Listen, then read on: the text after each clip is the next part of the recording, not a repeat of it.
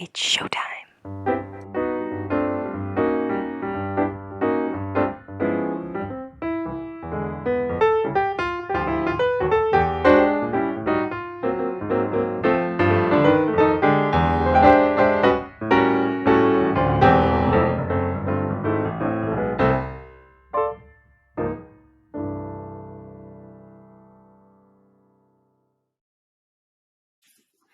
Hello and welcome to Musical Lyrical Lingo. We're your hosts, Tim and LJ. Today and every week we will be discussing musicals, but specifically what they taught us. But today we're not going to say very much because we have a very special guest and the timing couldn't be more perfect, I don't think, for this guest. Today we have got Raymond Walsh with us. Whoop, whoop, whoop, whoop. How are you, Raymond? Yeah, good. I feel bad for you guys. Times to speak to someone like me, so all good. How are you both? It's Friday currently, so it's the end of a working week, and I think we're all a wee bit busted. I think you're a bit busted too, Raymond, right?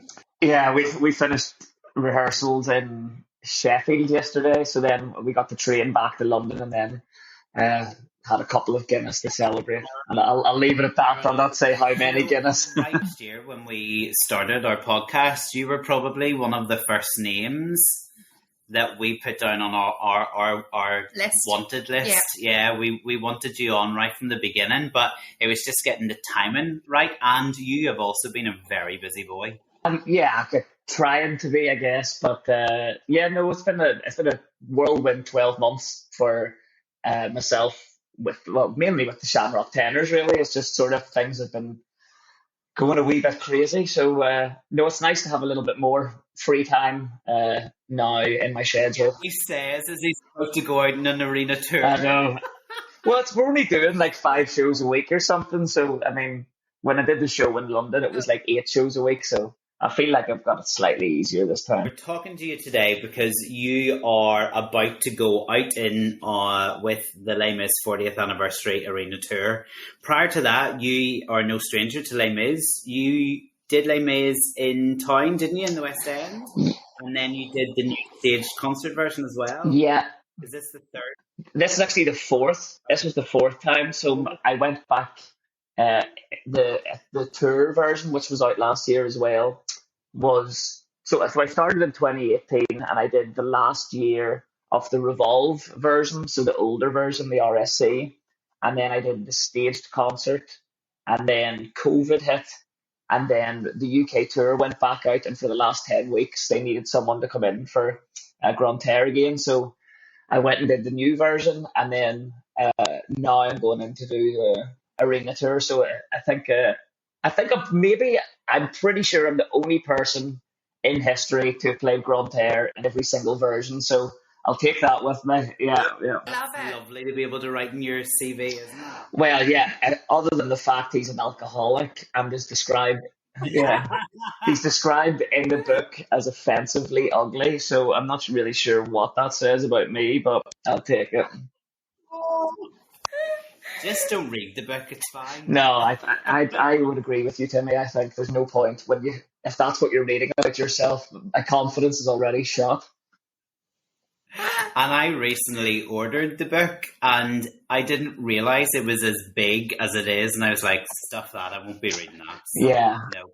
And as well as your musical theatre stuff, Raymond, you've been really busy, you and the boys, over the last couple of years with the Shamrock Tenors. For any of our listeners who haven't heard of the Shamrock Tenors, what have you been at?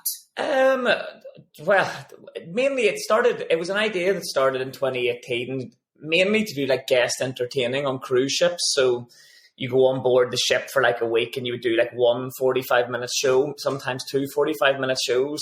And then the rest of the time you're just able to travel and see the world. So I just knew some insanely talented lads from home, and I just thought, when I was living in London, I was like, geez, I know boys at home who are just superstars and deserve for the world to hear them. So that's kind of how the idea was born. And then after COVID, I sort of thought to myself, I really believed in the show and I believed in the boys' talents and what it was doing. I thought, I'm just going to get my life savings and make a TV show of it and see what happens. So we made the show, and then thankfully the BBC ended up buying it for St. Patrick's Day, and then PBS are showing it. We actually found out that did you see the news today? Yeah, that's your exciting news today. Yeah, we got nominated for a Royal Television Society Award for Best Post-Production. So, well, it was basically because we'd such a small wee team. It was myself and Jack sort of on the producing side of things, and then this guy, Sam. Jack's my little brother. Yeah, Jack's my little brother, so he's also in the Shamrock Tenors. So Jack gave me a hand overseeing everything. Then we used the guy Sam Kwan, who shot our very first promo video back in 2018. We brought him back. And then Matthew Campbell, who you guys know, he's also in the band.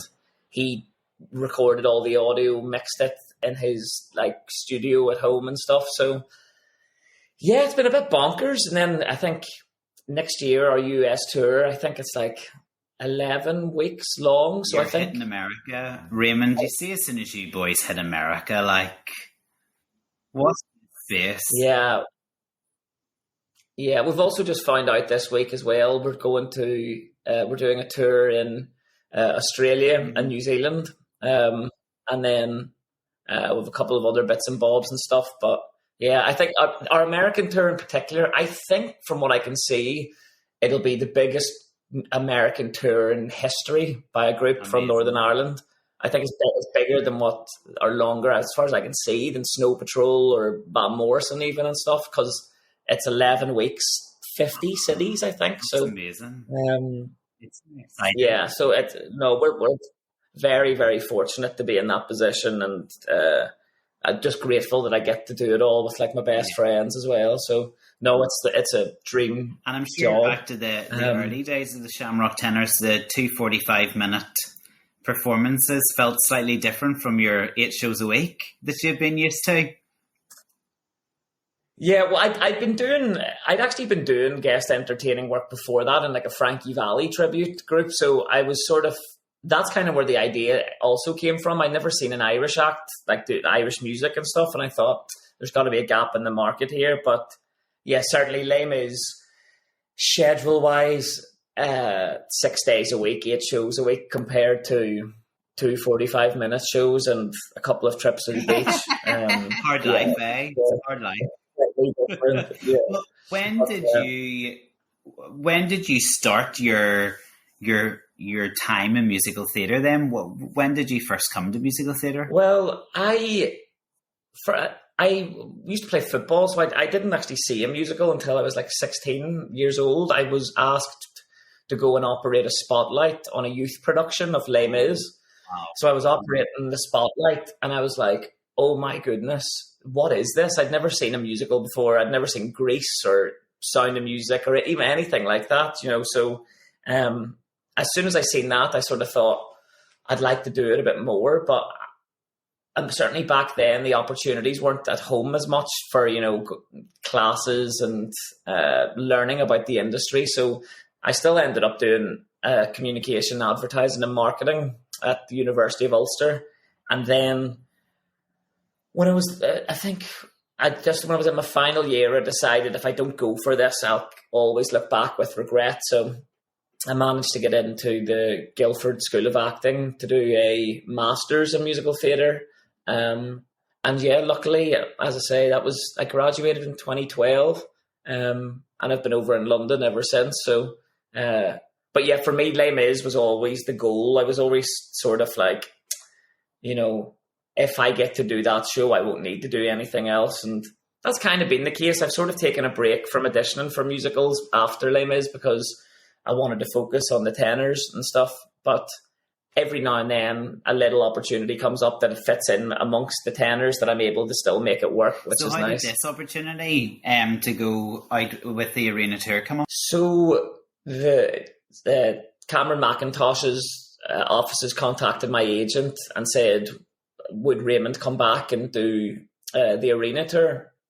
And I was like, look, I'd love to do it, but I think the tour is going until 2026. And I was like, because of the tenors, unfortunately, I wouldn't be able to commit to it all. So I'd love to be able to do it for a certain length of time, but I can't do the whole thing. And then they were like, we might need you to be able to do the whole thing. So then I sort of thought nothing of it. And then I think it was back in April or maybe even earlier, then they came back and said, actually, would you be interested in doing it before your US tour? And I was like, I mean, the thought, I still am very overwhelmed at the idea of doing the show in Belfast. I think, you know, being my dream show, and, you know, having family and friends, and everyone I know at home that is in any way interested in musical theatre keeps on saying to me, oh,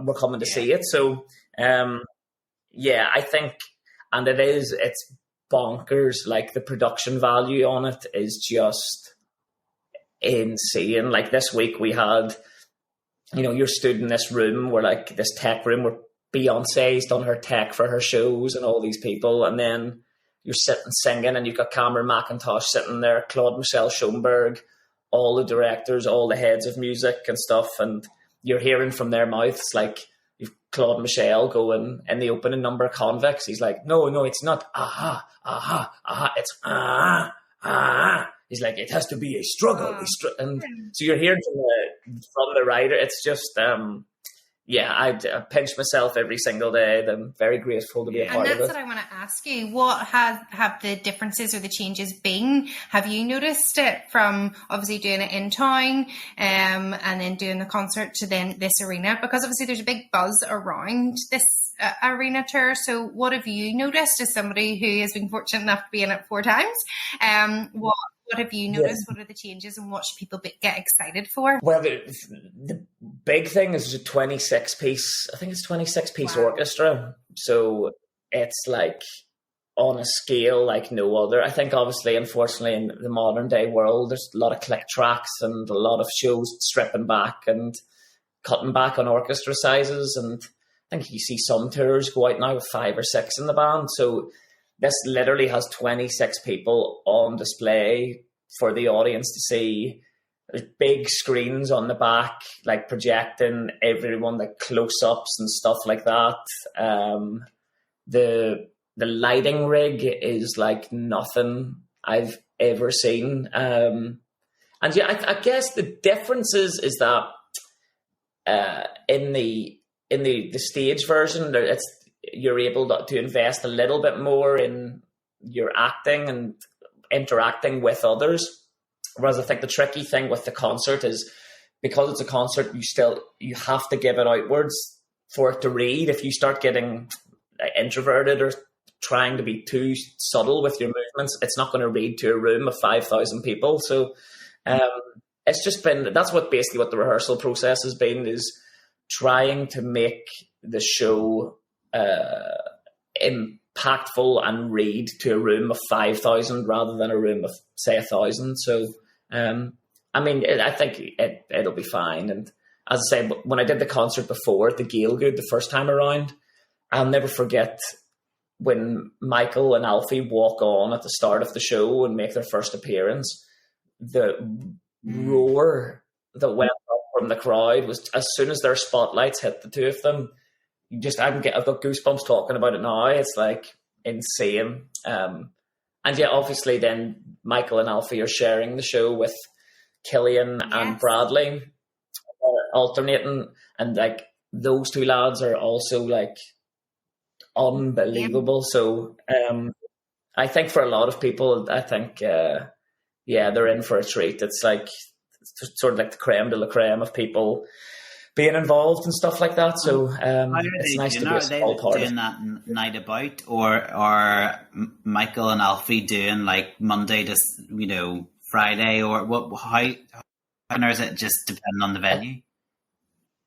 Yeah, it depends on the venue, and then I think in Belfast, certainly, I think Brad and Killian are doing the matinees, and they're doing a Tuesday or a Thursday. I'm not sure. It's on the website. I'm not actually too sure, but I think mainly in the UK, most of the shows will be Michael and Alfie, and then I think the lads will do a bit more, in some of the other countries and stuff like that. So, good. But you're on all performances, isn't that right? one of my best mates, like that I used to do the Jersey Boys tribute with, is also on the show, and he's first cover Grantaire, so it's nice. Oh, there you go. Yeah, you're also first cover Thenardier, isn't that right? So what's that like, being a first cover for a role like that? You did that in London as well, didn't you? Yeah, I did 2018. I was lucky to. The first time I was on as Thenardier, I remember getting a phone call from the resident director being like, Raymond, the guy playing the role was off sick. He's like, you're going to have to go on. And I hadn't even started cover rehearsals yet. So they were like, you got to come in. So I came into the building at like midday, rehearsed from 12 till 5. And then I was on that night. And Jack, my brother, had flown to London that night just to see me, just on the off chance. And it just so happened that was my first night on as Thenardier, which was amazing. But it's like, the other thing as well, because I've sort of, people are always surprised about, but I also do Thenardier from Belfast. I don't play in Cockney. I love that. Brilliant. Yeah. So the only problem is only one word that's tricky is 2% for looking in the mirror twice. Because obviously in our accent is 2% for looking in the mirror twice. So do you have to cheat the mirror then? You don't do it in Northern Ireland, do you? The mirror? I don't go mirror. I go mirror. I just give it a mirror. But no, it's great. It's for a role like that. I mean, it's a gift of a part. Like, it's so well written, and like I think there's a misconception about Thenardier as well, that I know he's the light relief, but like the guy is literally the most evil human being on the planet. He's going about picking jewellery off dead bodies and robbing people and stuff. So I enjoy finding that sort of the dark side in the part as well. And he's the villain of the show, really, isn't he? He's like the number one bad. 100%. Yeah. So that's fun. And then obviously always with the Madam Teas, they're always amazing and stuff. And we'll have Bonnie Langford on this tour. She's such a legend, by the way. Like, all of them are like, there's no egos whatsoever with everyone. I was on the phone yesterday actually to Matthew Campbell and the Shamrock Tenors, because they're on a Disney cruise at the minute. So I was just ringing just to check in and see how they got on. And we were having a conversation. We have management there checking their behaving. Yeah, it's not management. It's like babysitting, just making sure that they're on their best behaviour. But no, I was chatting to him, and then I just felt this big splash of water hit me across the head, and I was like, "What?" And looked up, and Alfie Bowes leaning out the window, squirting me with a water bottle, and I was like, "Oh, sorry, Alfie Bowes just squirted me with." And then Matthew was like, "What?" I was like, "Yeah, actually, when you think about that as a sentence, it is random." But no, there's no egos. They're so down to earth. So it's one big family and stuff. So I think when you work with people on that scale, it's always really refreshing to see that their success hasn't gone to their heads, which is lovely. Yeah, absolutely. That is nice. I mean, has there been an element of having to unlearn what you have learned before, or have the three versions been so different that you just come at it as a completely new project? No, I think with the concert version, Cameron McIntosh was very keen to have people who'd done the show before involved in it, because he still wants the stage show and the essence and the feel of it to still come across in a arena setting. So it's still fun. Like the ABC, you're still able to move about. I am certainly as Grantaire, because he's a bit disruptive and stuff, but it's still Les Mis at the end of the day. You know, it's as soon as you hear those magic notes and One Day More, or like, you just go straight into focus mode. And I think for all of us, like, you know, who've grown up in musical theatre and probably all seen that 10th anniversary with Philip Quast and Colin Wilkinson and stuff, you know, the strength of the show was in the piece itself. You know, I think we're basically just dressing essentially the main player is the musical. So I'm sure even if we were cracking all over the place, people would still love it. So, which is nice. Right. So what was the rehearsal process like for the arena? How long have you been in rehearsals, Raymond? We did 2 weeks at the English National Ballet in London in their studios, and then we were just up in like in between Sheffield and Doncaster at a production park for a week. So we went up there, and the whole stage was built, and the set, and the screens, and the tech, and everything was there, and we had our costumes. So we were there from Monday to Thursday this week, which is nice. And then we fly to Belfast on Monday night, and then we've got Tuesday and Wednesday still to tech and dress rehearsal at the SSE. I still always want to call it the Odyssey, yes, but it is the Odyssey. That's what it is. It is. I know. I'm devastated. I can't take everyone to Box nightclub. I'm like, oh my goodness. For the beach club. Oh no, it's a Nando's now. I've never been more disappointed in my life. But it's been. And look, the one thing I'll always say about Les Mis and Cameron Macintosh Limited and stuff like that, they look after you because they're such a big machine. Like, it's so organised. Sorting out our travel, hotels, everything. So, no, it's been really smooth sailing so far. So, and apparently it's going to be sunny in Belfast next week as well. So I can't believe it. Just for you. Just for us, yeah. Happy There days. does seem to be like a Les Mis family. Like, people return to, people who have been in it at some point in their career do seem to come back or do seem to get asked back. Is that because you're so well looked after, or what is it? What's the pulling power from the Les Mis family? Why can you not escape it, or why do you not want it? Well, it's funny you say that. I remember when I left it for the first time, and I was really sad, and people were like, "Raymond, this will not be the year end of your journey with this show." And I think because they value nice people, so I think first and foremost, if you're not nice or you're difficult to work with or whatever, they're just never going to work with you again. Because, as I was saying, Les Mis, the strength is the show. So it's not like they're relying on these egos or whatever. So, like, you have people like Bradley. I think Bradley, when he first joined the show, was Leg, second cover Enjolras or something, second cover Valjean. And then he left, came back as Enjolras. He left, he came back as Javert. Now he's doing Javert. So I think they're very loyal as a company. And I think as long as you treat them with respect, they'll always treat you with respect. Or that's certainly how I found it anyway. So, and does the music keep its power, even though you're so familiar with it and you've done it so many times in so many different versions? Does it still have that grip, or do you kind of go, oh, here we go again?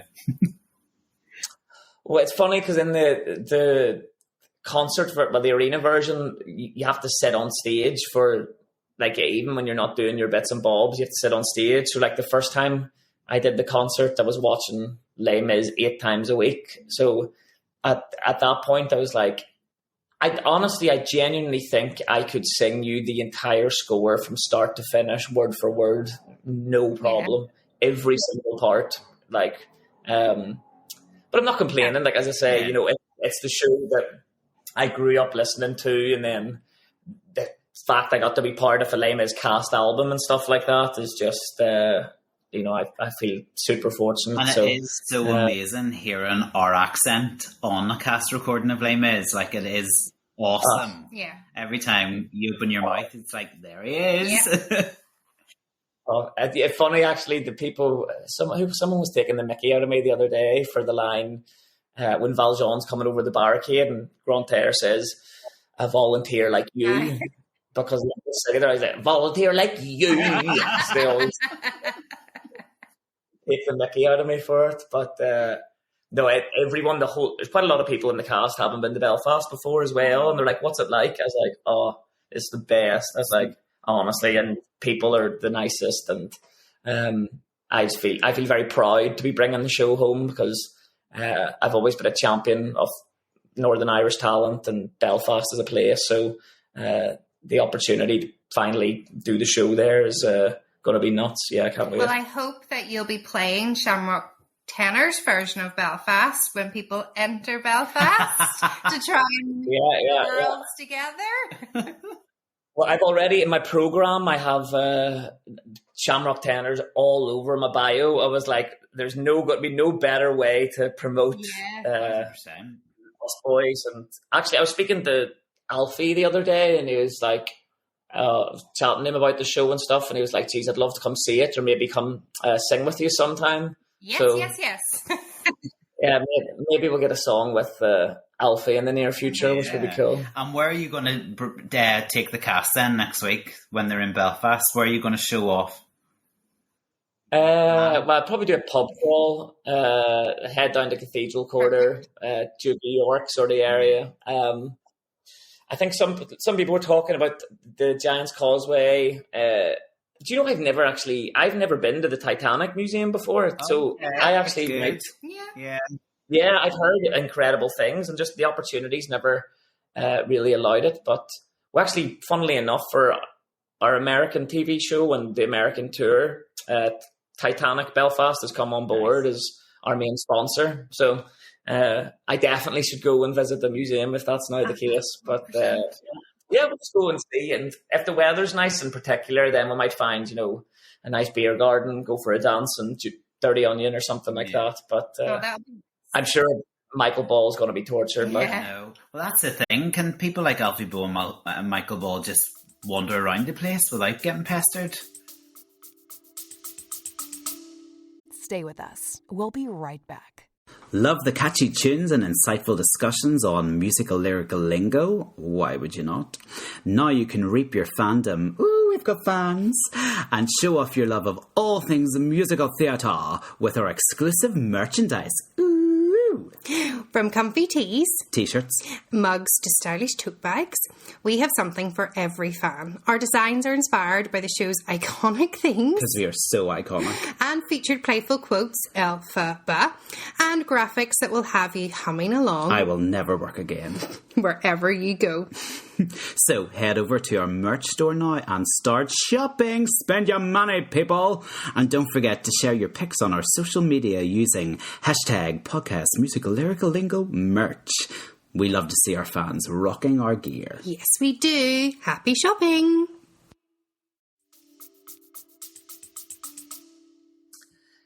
I think they'd be fun. Weirdly enough, friends of mine who are like, I had a friend who was in Tracy Beaker for years, if you remember the TV show. He was one of the characters in that. And he says every time he came to Belfast, he got recognised more there than anywhere else. So I do wonder whether or not there will be a bit of like people going nuts. But then saying that, even when I did the concert the first time around, like stage door was always crazy. I think the guys all have super fans wherever they go, so that should be fine. I don't know how it's going to work with stage door at the SSE, or we'll figure it all out, I'm sure. How big is the cast? You were telling us how big the orchestra is. How many are there in the cast?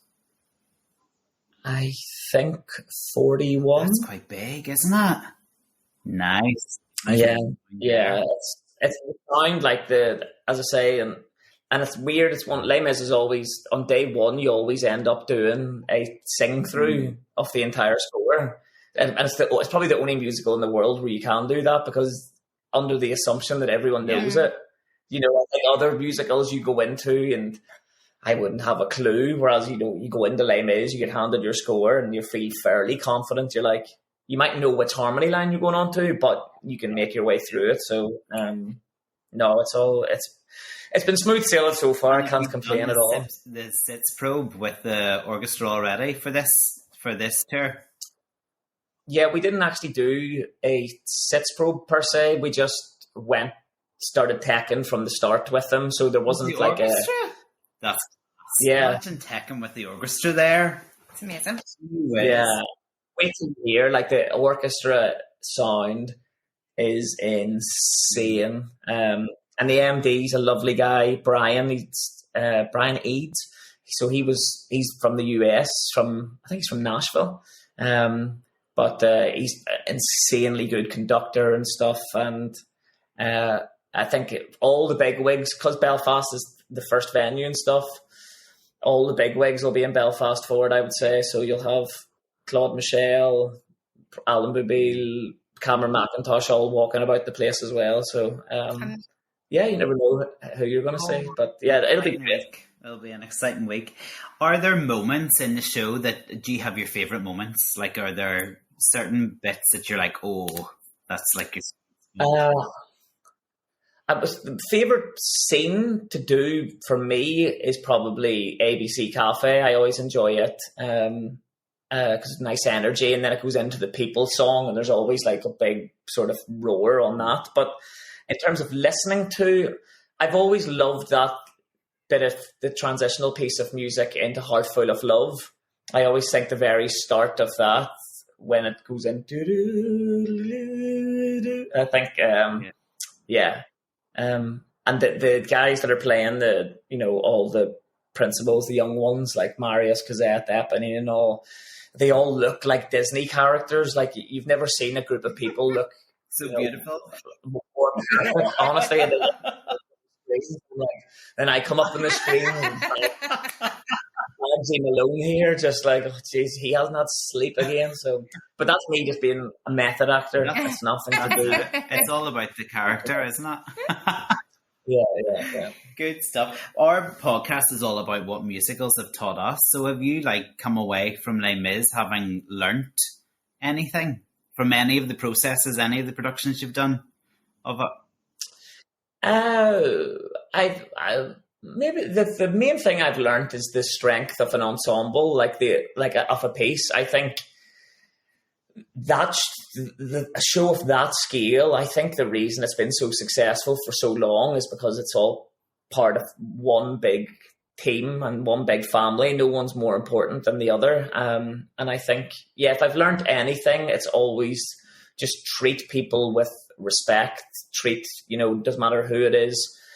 Stage management team, wardrobe, wigs, like you're working with the best and the best, and like you never know when you're going to come back to work with them again and stuff like that. So I think just being a nice person, being on time, and I'd say my one pet peeve I get in rehearsal rooms is people who can't take a note.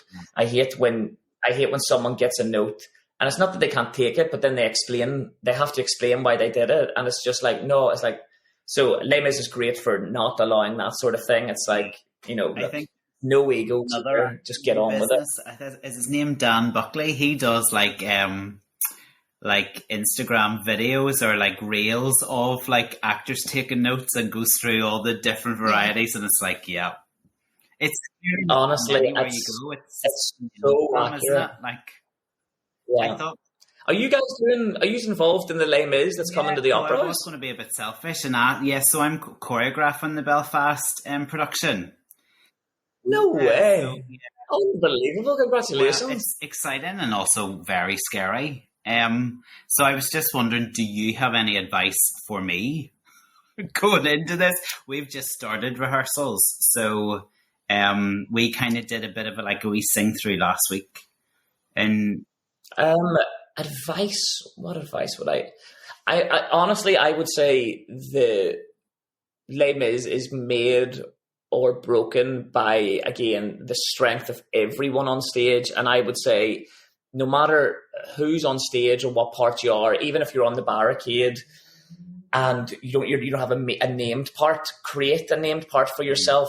If you're in the ensemble, be someone that's in charge of bandages or someone who's there and have a clear role. And then I think the minute you feel like you're not important, then the scene sort of falls apart. So I think, if I had any advice for staging Les Mis, it would be invest in the characters and the different scenes and go from things like convicts, they are dangerous, scary men. There needs to be weight in the bodies, strength. And then you go into something like Paris and, people are begging and holding people accountable. And I think that's one of the big notes the directors always give on this, is that Les Mis is a social commentary, and it's even relevant now with everything that we're seeing and all the riots. And, it's a different message, that their message is terrible, but it's a similar thing. It's people who are putting their lives on the line for something they believe in. So, I think it's just about being committed and, making sure that even if you're not speaking or involved, keep the scene alive, make it interesting, and commit to it. So I've seen the casting and stuff as well, and there's some incredible, it's going to be very, very special. I mean, that's the thing. I've said to Kerry Rogers, the director, the only way it could be terrible is if we really muck it up, because the cast we've got, I mean, there was nearly 450 odd auditioned.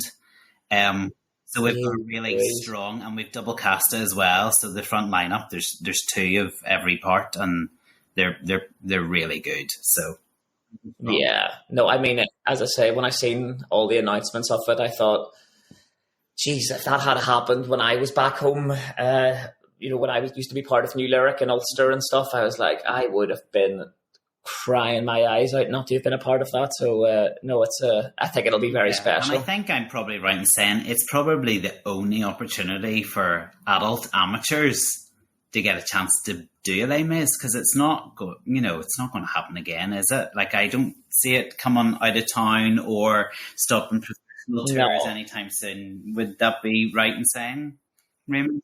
Yeah, I think this will be a one-off kind of thing. I can't imagine they'll release the full-time rights to adult companies. But also, stranger things have happened in terms of Chris Key came over for the auditions, didn't they? Yeah, no, Chris. And you never know if someone goes and does that and they make a good impression. Les Mis aren't fussy in terms of being you have to have had gone to drama school, or you have to this, or you have to that. If you're talented, you're talented. So, I would say you never know who's going to come over and see it and what doors it might open and stuff like that. So I'd say just enjoy the process. And, and I think making sure, as I say, that everyone realizes they all have a huge role to play, whether or not they have solo lines. It really, really doesn't matter, because each and every single person is equally important. Yeah, absolutely. No, I love it. We're looking forward to it. Just slightly scared at this moment in time. So when's it on? March. Yeah, March, the first week of March, early March anyway. I'm one of those ones that doesn't have the actual date in my head just yet, because that'll just add more fear as to how much time we've got left to do the thing. Yeah. So it's early March. Have you come up with your March yet? Huh? Speaking of, have you come up with your one day more March yet? Yeah, no. And I don't know if we want to do the norm, but we'll see. Yeah. Any advice there? No, I think do your own thing. I think be brave and enjoy the opportunity to create something with a piece like this. It doesn't come around it very often. I think you're right in saying I wouldn't do the usual. It's why would you? It's this is your chance to do Timmy's version of Les Mis Walk, so enjoy it. Yeah. So we've talked about a musical which is really well known, but looking at your CV, you've done a couple of new musicals and musicals which not many people will have heard of, and that's what we are loving about our podcast, is we're either introducing each other to new musicals or musicals that we're not maybe familiar with. So I want to ask you about first of all, Lion, Witch and Wardrobe, because of good old C.S. Lewis. It's Stephen Luke Walker, is that right? Music for that? Yeah, he did the music, the lyrics, and the book for it. And you got to play Peter, is that right? Yeah, I had to shave twice a day. Did they up the ages or no?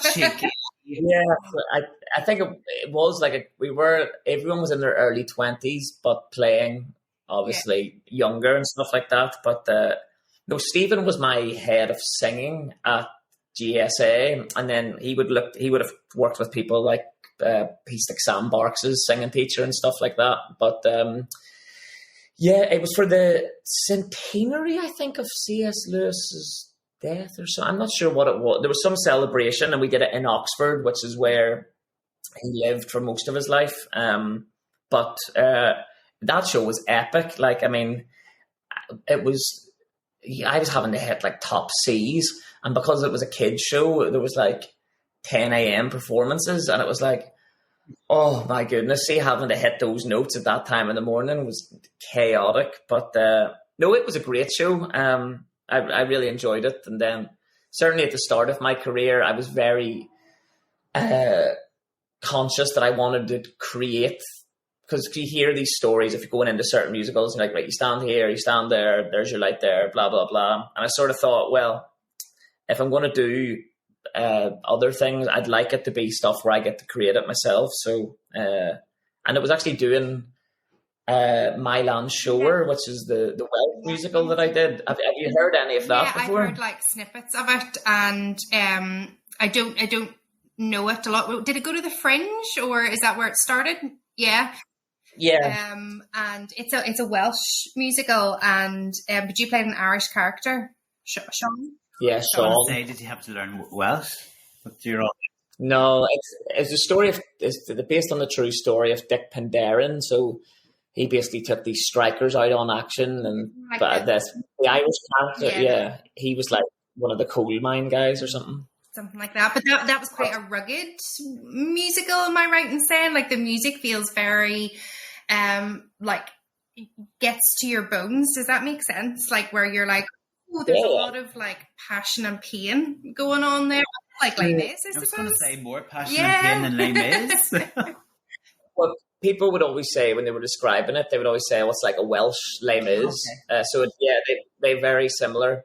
And then the song I got to sing in it was a song called "Air for a Wise Celtic Fool," which is actually like my favourite musical theatre song. I sing it for every single audition, and that's the song I used to get Les Mis the first time around. Wow. So I went into the room and I was like, "Oh, I'm going to sing "Air for a Wise Celtic Fool" from My Land Shore," and they were like, "Are you sure you want to sing a song that we don't know?" And I was like, "Yeah, I think you'll like it." And then I did the song, and then afterwards they were like, we really like that song. Good call, Raymond. So I owe that show a lot. Because I've never heard it before. I think there's a video of me singing it on YouTube somewhere. I think that's on YouTube. I'll send you a link to it. Yeah. It's a beautiful, beautiful song, and it has a nice big bit at the end, show off range and stuff. And then funnily enough, actually, after I sang it, then the resident director was like, "Have you got a comedy song?" And I was like, I have not brought a comedy song for Les Mis. I did not think that was going to be the case. So I was like, "Oh, I've got the Streets of Dublin." Do you know that song, Streets of Dublin? From Man of No Importance. And they were like, perfect. And then in hindsight, thinking about it, because the start of that song is like, there's Tommy Flanagan who lights the gas lamps. There's so-and-so, there's so-and-so. And then it's very Master of the House. So actually, I remember when I got my offer for Les Mis, I was in Lisburn at the gym with Jack, and it came through, and it was like a Grantaire first cover Thenardier. And then I was like, contacting my agent, and I was like, they've said first cover Thenardier. I was like, that can't be right. I said, it must be second or third. Can you double check? And then they were like, no, it is. So I don't know what that says about me at 29 that I got cast as two alcoholics. I mean, it's not good, but my moisturizing routine has got better since, I can assure you. So what do you think then about like new musicals, and how important are they, especially for people up and coming learning musical theatre, like going to stage schools and stuff? Do you think it's something that they should be focusing on, as well as focusing on the traditional Les Mis and all those? The classics. Absolutely. I think you have to support new musical theatre. I think that's kind of what breaks my heart a wee bit at home. You know, like the arts funding has been cut to shreds, and like I've never been able to get money to help the Shamrock Tenors out and stuff like that. And I remember messaging them about the West End, being like, I don't suppose we could get any help. And they were like, contact the Arts Council of England. And I was like, what? Right? I was like, okay, that seems a bit strange. But yeah, I think you have to champion young, new, exciting things, because then otherwise what just happens is the same old people make all the money and look after themselves, and money doesn't go back into the arts and breed the next sort of generation of talent. So I think it is. I'd love to see another musical from home, but I don't know who's going to write that. So I think my brother Jack is talking. He's written a few musical theatre songs, and he's written a musical in the past. So I'll maybe push at him and try to write some. While you're on that world tour, you know, or that America and New Zealand tour, sure, he's got nothing else to do. He can write a musical. Absolutely, I know he's a chancer. So no, I need to put the pressure on and maybe get him to write something original from Belfast that isn't about the Troubles. Yeah. You were saying when we were talking about Lion Witch and the Wardrobe hitting your top C's at 10 o'clock in the morning, is there a routine that you followed? Because obviously for you, with the tenors and Les Mis, your voice is pretty important. Like, is there any routine or regimes you go on? Is it the Guinness? Is that what works?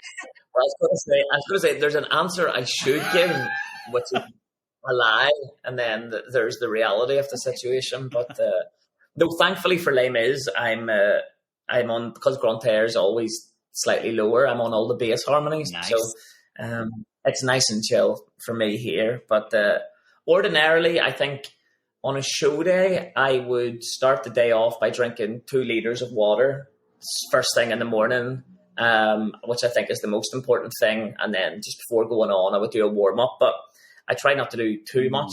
Whereas Lauren, my partner, because she sings high and doing all these riffs and stuff, she has stretches and vocal warm-ups and trills. And there's a lot more science to Lauren's impressive vocals in comparison to my rugged growls is probably the most accurate description I can give for my vocal quality. You are so hard on yourself, Raymond. You really are. How did you find being, you know, like a Northern Irish fella going over to London and going into like professional training? What was that like? Do you know what? It was tricky enough, actually, because I remember one teacher in school saying to me, "Oh, you need to lose that accent if you want to get any work." And being like, and here I am now playing Grantaire and Thénardier from Belfast. So, it was a bit strange, and like there was a wee bit like of always, you know, you say something and then people repeat it, taking the mickey out of how you say it and stuff like that. But I sort of realized, at first I was a wee bit weird. I was a bit like, oh, this is exhausting. But then over time, I actually grew to love it because I was like, it's a superpower. Yeah. It straight away, it sets you aside from everyone else. And I think the minute I didn't apologize for it and I accepted it and owned it, then everything changed for me. And as I say, I've been living here now for 13 years. And I'd like to think I still have my accents being exactly the same. So I'm proud of that. But it was at first going over, it took a wee bit of getting used to. And then also just I hadn't been really to London before. And obviously, you know, my bus used to come twice a day back in Lisburn. And then you're moving to somewhere where it's like people are sprinting for a tube, even though there's another one coming in 2 minutes and they're raging if they miss it. So it is a culture shock for sure. And I love London to bits and I love living here, but having Belfast as an option to go home and recharge my batteries, I'm so grateful of because, you know, I think Belfast will always be home for me. Yeah, that's in a song somewhere, isn't it? Belfast? It's probably in Belfast, yeah. I've been away now for too many years. I've read all the papers they told of your tears. Yeah, it actually is. Yeah. What is it that you love about musical theatre then? Why do you do what you do? There's just no buzz or feeling like it. I still don't feel like I've ever really worked a day in my life. Every day I come home with a smile on my face. I love seeing, like, the best bit of Les Mis is like of the concert version is because you're sat on stage.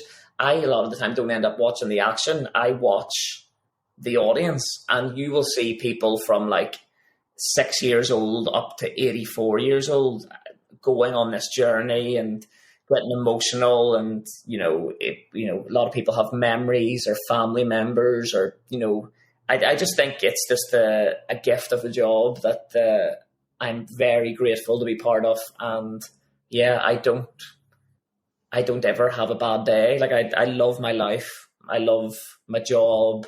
I love to travel and hopefully bring joy to people by performing. So yeah, I mean, there's nothing better. Oh, that's so lovely. And is there a part out there or a show out there that you have your sights on in the future? I don't know. It's hard because at the minute I'm sort of having to accept the fact, because luckily the Tenors is going so well. I've spoke to my agent and sort of had to say, look, I'm going to have to take a step back from musical theatre, maybe just for the next 2 or 3 years while I really focus on getting the Tenors to where I want it to be. But I mean, that's again, but what's nice is I'd love to do more new original musical theatre, but on a bigger scale. I'd love to work at the National Theatre at some stage to do something. And I think I'd love a crack at actually playing Thenardier one day. I've told myself my goal is the 50th anniversary is in 10 years' time, so there's going to be a crazy concert surely for that. So I need to use the Tenors to get myself famous enough to try to play the part. Yeah, this is all the things Yeah, and see, to be honest with you, I always say this to Lauren. I'm always like, ever since I started manifesting things, things have happened, and even this award thing, I was like, literally, I entered it, and I was at the time when I entered it, I said to Lauren, I said, we're going to get a nomination for this. I'm telling you now, this is it. We're gonna. So yeah, so put it out there. 50th, I've got to play Thenardier. And manifest it now. Who's your Madam T? Who do you want by your side? Lauren might be available. This one. Yeah, but your Lauren would probably be much better.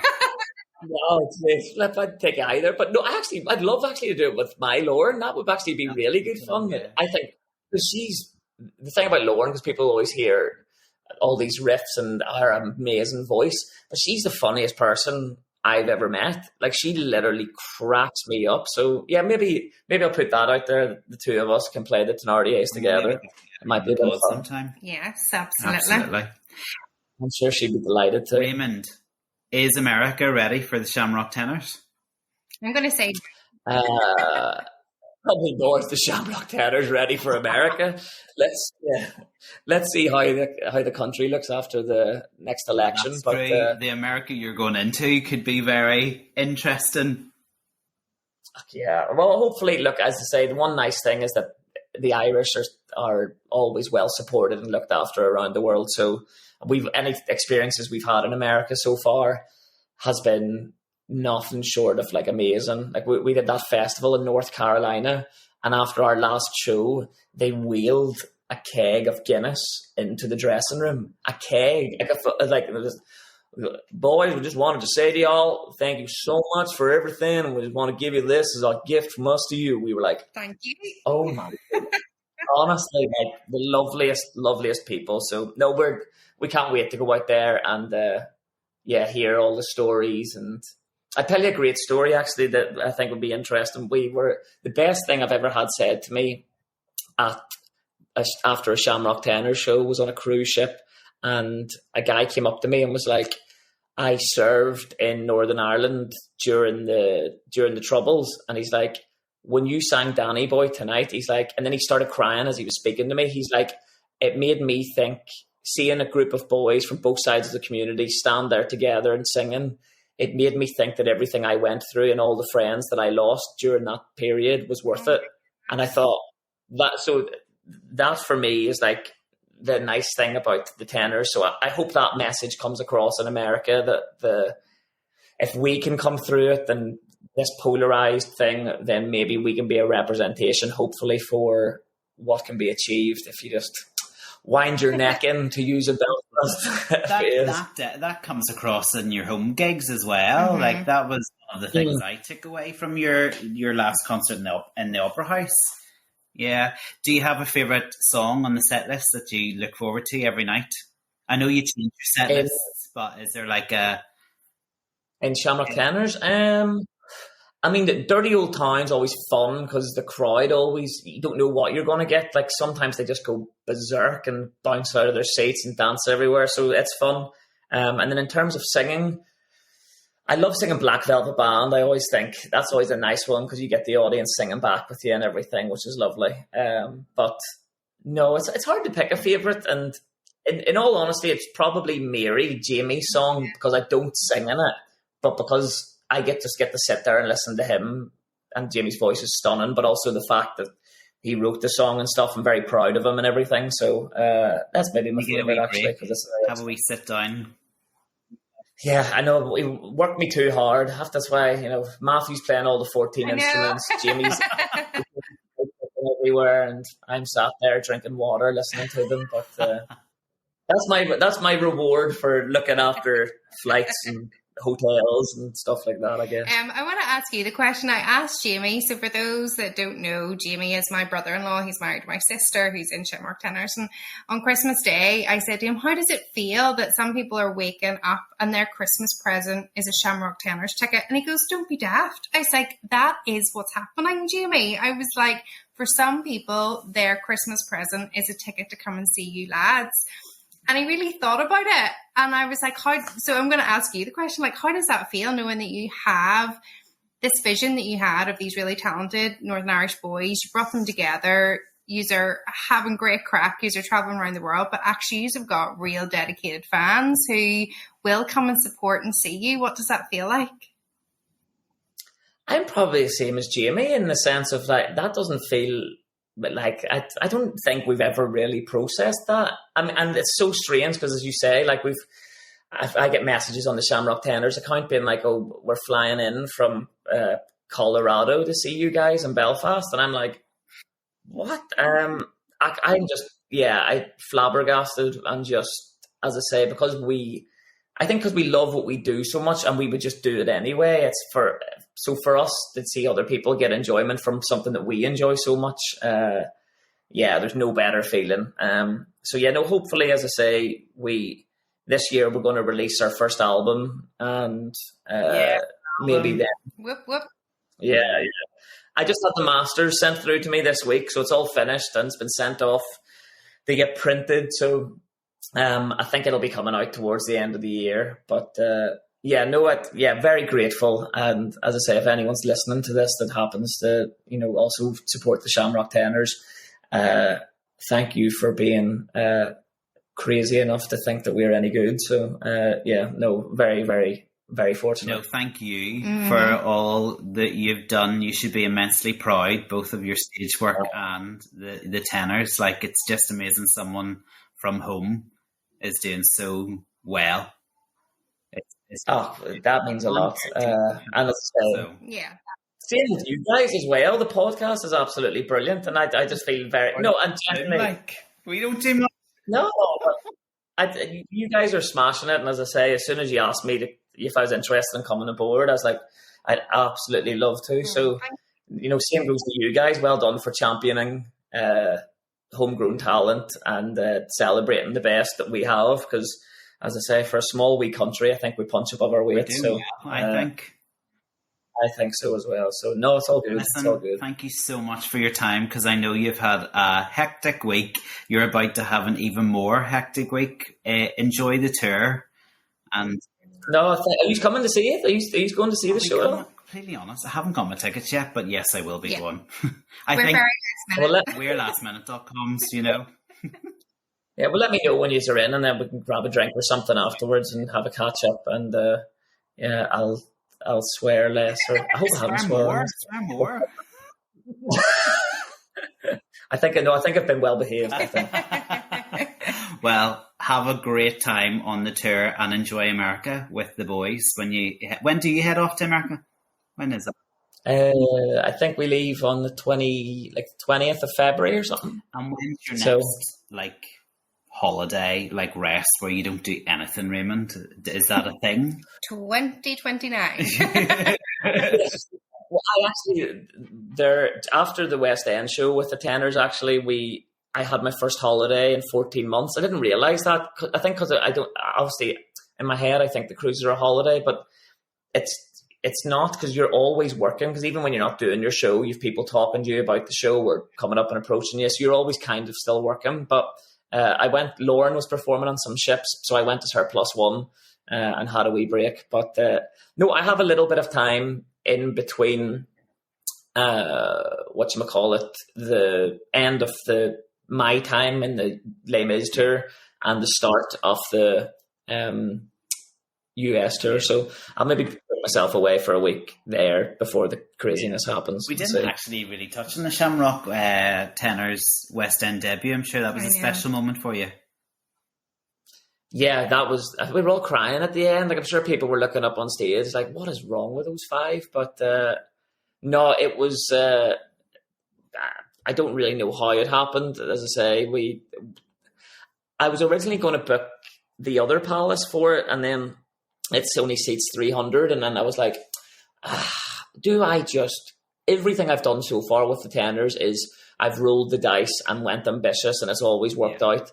And I went, why am I not doing that now for London? So, to sell out the Adelphi was like insane. And honestly, the whole second half, the crowd were up dancing for the whole thing. They stayed on their feet for Parting Glass, which is a cappella. Like, they stayed, so it was just, I've never known an atmosphere like it for us, especially not being from there. I think Belfast, we always sort of know we're going to have the support of our friends and family, I guess. But London, I think, was the first time we actually went, oh, this is something here, where I think we're on to something. And so was that always a goal you had for the fellas? You know, it's almost like your two worlds combining, isn't it? Yeah, well, because they're all good enough to. Tom had been on the West End before, but the other lads are good enough to be West End stars in their own right and stuff. So I always did have the goal in my head to be like, I want to make sure that the West End sees the level of talent that I see in these boys. So yeah, I always had it. It was part of my vision board at the start of the Tenors to one day bring it to the West End. So, and now we've been contacted by a couple of other West End theatres about coming back next year. And some bigger ones than the Adelphi, but I'm not. Don't get yourself in trouble. No. We'll end it there. Go and have a lie down. Yeah. So I think we might be back to the West End next year again. So it should be fun. Amazing. Listen, all the best next week. Have a great time. Enjoy being home with Les Mis, and we'll hopefully get to see you.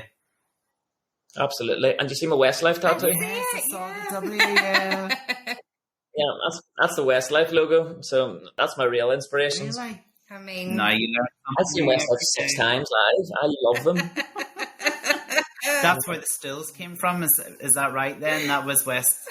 100%. I was like, I am not doing a show with 5 lads if we don't have a key change out of the stills. So I managed to get it in somewhere. Brilliant. Oh, listen, thank you so much for your time tonight. I know it's the last thing anybody wants to do on a Friday evening. So no, geez, I was delighted. Not at all. It's been great. It's been on our list for a long time, so it's great that we finally got you. No, I'm delighted. Thank you so much for having me. Cheers. Thanks, Raymond. Bye. No worries. See you later, guys. Bye-bye.